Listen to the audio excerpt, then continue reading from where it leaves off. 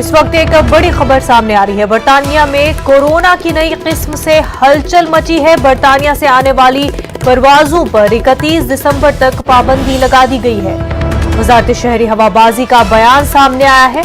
23 दिसंबर से परवाजों के आने पर रोक लगा दी गई है। 23 दिसंबर से यूके से आने वाले मुसाफिरों का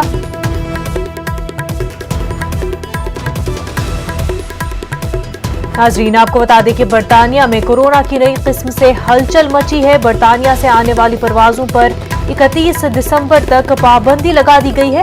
वजारत शहरी हवाबाजी का बयान आया है। 23 दिसंबर से परवाजों के आने पर रोक लगा दी गई है। काफी अहम खबर, कोरोना की नई किस्म से बर्तानिया में काफी हलचल मच गई है। बर्तानिया से आने वाली परवाजों पर 31 दिसंबर तक पाबंदी लगा दी गई है। 23 दिसंबर से परवाजों के आने पर रोक लगा दी गई है। वजारत शहरी हवाबाजी का बयान सामने आया है।